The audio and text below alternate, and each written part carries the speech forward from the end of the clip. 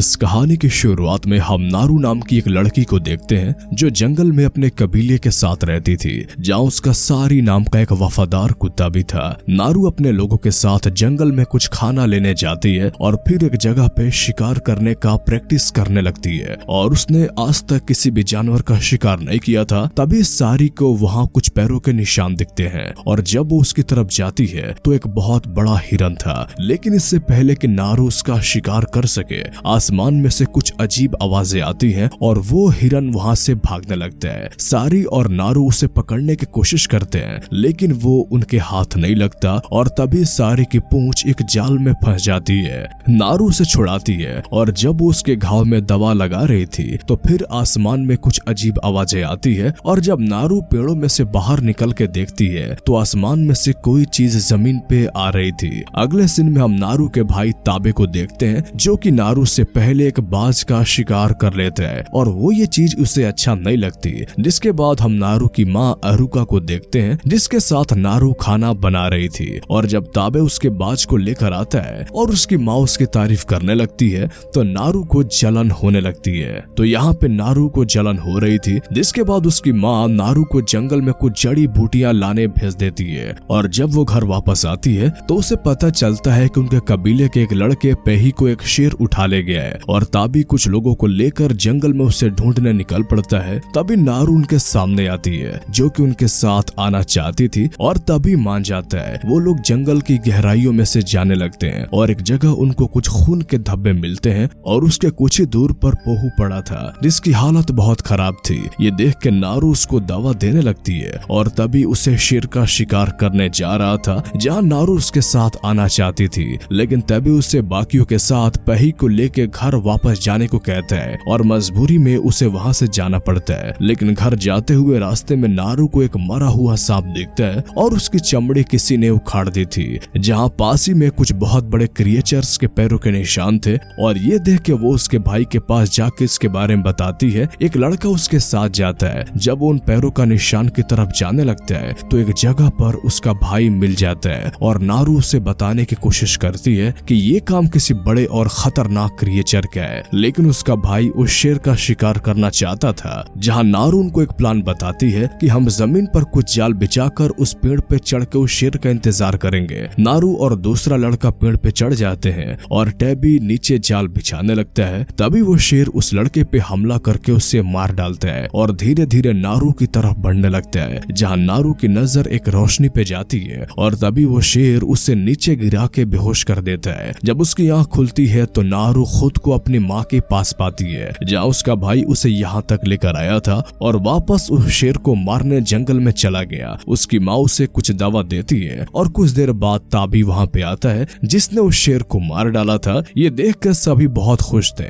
और वो टैबी को उनके कबीले का नया वार मुखिया बनाते हैं। लेकिन नारू अभी भी संतुष्ट नहीं थी क्योंकि उसके हिसाब से जंगल में अभी भी एक अनजान चीज घूम रही है जो कभी भी उन पे हमला कर सकती है। जहाँ टैबी उसकी बात नहीं सुनता और वहाँ से चला जाता है, लेकिन नारू हार नहीं मानती और अगली सुबह कुछ हथियार लेके सारी के साथ जंगल में उस क्रिएचर को मारने निकल जाती है। एक जगह उसे उस क्रिएचर के पैरों के निशान मिलते हैं और जब वो उनका नाप लेती है तो वो किसी भी जंगल के जानवर से बड़े थे। वही हम देखते हैं कि एक भेड़िया एक खरगोश का शिकार कर रहा था और तभी वो क्रिएचर उस पे हमले कर देता है जो कि अदृश्य था और वो उस भेड़िए को मार डालता है। वही नारू भी कुछ खरगोश को मार रही थी लेकिन उनमें से एक भी उसके हाथ नहीं लगता। जहाँ वो अपने भाले में एक रस्सी लगाती है जिससे वो उसके भाले को बेहतर तरीके से काबू कर पाए और फिर वो कुछ खरगोश को मार के उनको खाने लगती है। जहाँ अगली सुबह वो फिर उस क्रिएचर को ढूंढने लगती है और वही उस क्रिएचर को सारी की भौंकने की आवाज आती है। अब इसके बाद वो उनके पीछे जाने लगता है। जहाँ चलते हुए नारू और सारी एक जगह आते हैं जहाँ उस क्रिएचर ने बहुत सारी भैंसों को मार दिया था और उनकी चमड़ी उखाड़ दी थी। जहाँ नारू को लगा कि वो सही रास्ते पे है और वो आगे बढ़ने लगते हैं। एक जगह पर उन दोनों को एक बहुत बड़ा भालू दिखता है जो अपना नाश्ता कर रहा था और नारू उसे मारने के लिए अपना तीर उसकी तरफ तानती है, लेकिन तभी वो टूट जाता है और उसकी आवाज सुन के वो भालू उनकी तरफ आने लगता है। जहाँ सारी उस भालू को अपने पीछे ले जाने लगता है और नारू जल्दी से अपने तीर को ठीक करके उस भालू के पीछे जाती है। जहाँ सारी भालू को वापस नारू की तरफ लाता है लेकिन वो उसे मार मार नहीं पाती, इसलिए वो जल्दी से जाके एक लकड़ी के पीछे छिप जाती है जहाँ पे वो भालू अंदर आने की कोशिश कर रहा था। तभी वो क्रिएचर अचानक से वहाँ पे आ जाता है और वो उस भालू पे हमला करके उस क्रिएचर को मार देता है। तो नारू को अपनी आंखों पे बिल्कुल भी विश्वास नहीं होता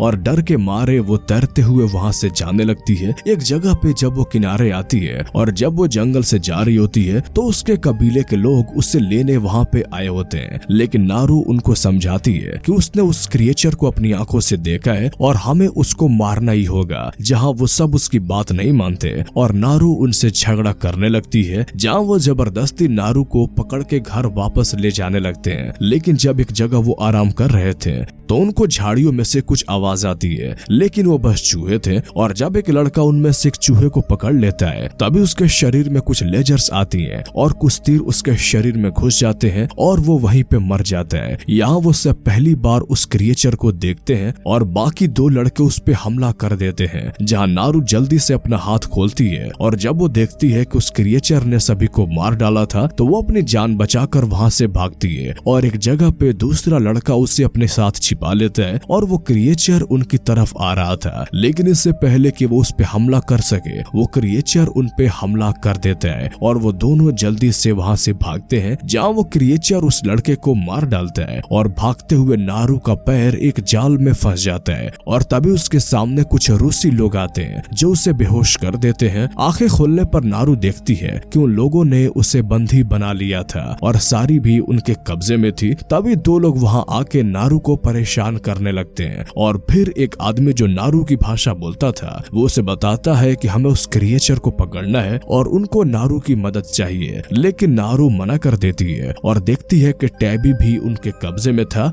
जो कि उसका भाई है, जहाँ वो लोग टैबी को नारू को एक पेड़ में बांध देते हैं ताकि जब वो क्रिएचर उन पे हमला करे तो वो उसे पकड़ ले। लेकिन वो क्रिएचर उनके पीछे आ जाता है और उन रूसियों पे हमला कर देता है। जहाँ जब वो नारू और ताबी की तरफ आ रहा था तो नारू कहती है कि वो हम पे हमला नहीं करेगा क्योंकि उसे शिकार करना अच्छा लगता है। जहाँ कुछ रूसी लोग उस क्रिएचर को बंदी बनाने की कोशिश करते हैं लेकिन उसका कोई फायदा नहीं होता और जब वो एक एक करके उन रूसियों को मार रहा था तो नारू एक जाल को अपने पैर से करीब लाती है और उससे उनका हाथ खोलती है, जहाँ टैबी कुछ घोड़े लेने चाहता है और नारू सारी को बचाने लगती है। वो प्राणी बचे रूसियों को उसकी एक मशीन से मार डालता है और यहाँ नारू देखती है कि उनके कैंप में बचे हुए रशियन लोग भाग रहे थे और जब उनमें से एक आदमी सारी को मारने आगे जाता है तो नारू उस पे हमला कर देती है और फिर वहाँ सभी को अकेली मार डालती है। और वही वो क्रिएचर अपने घाव को ठीक कर रहा था और यहाँ नारू के पास एक आदमी आता है जिसका पैर कट गया था। वो नारू से मदद मांगता है और कहता है कि बदले में वो उसे अपनी बंदूक दे देगा, जहाँ वो नारू को अपनी बंदूक चलाना सिखाता है और फिर नारू उसे कुछ दवा देती है जिससे उसका खून ठंडा पड़ने लगता है। तभी उसे कुछ आवाज आती है और वो जल्दी से छिप जाती है। जब वो क्रिएचर वहाँ आता है तो वो आदमी मरने का नाटक करता है और क्योंकि उसका खून ठंडा पड़ गया था तो वो क्रिएचर भी उसे देख नहीं पाता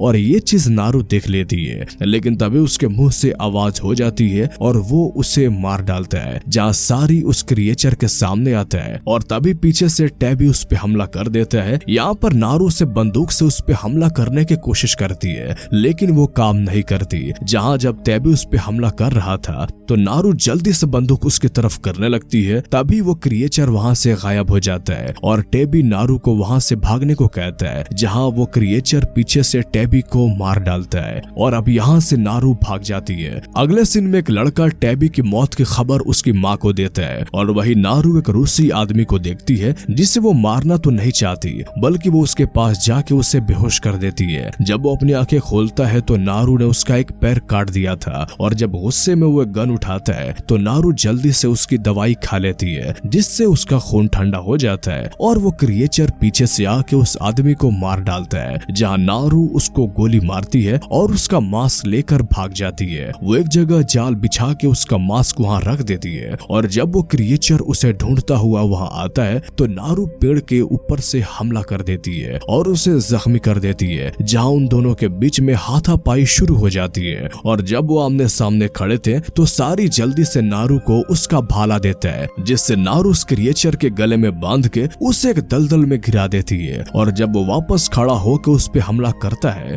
तो उस क्रिएचर का मास्क उसके ऊपर लेजर तान देता है और उसके तीर से उसी को मार डालता है। अगले सीन में नारू उस क्रिएचर का सर लेके उसके कबीले में आती है, जहां उसकी बहादुरी को देख के उसे उनका नया युद्ध मुखिया बनाते हैं। और इसी के साथ ये कहानी यहीं पे खत्म हो जाती है। तो कैसी लगी आपको ये मूवीज एक्सप्लेनेशन, हमें कमेंट करके जरूर बताएं। और अगर आप इस तरह की और भी कहानियां सुनना चाहते हैं तो हमारे इस चैनल को सब्सक्राइब कर लें। तो फिर मिलते हैं आपसे अगले वीडियो में, तब तक के लिए गुड बाय।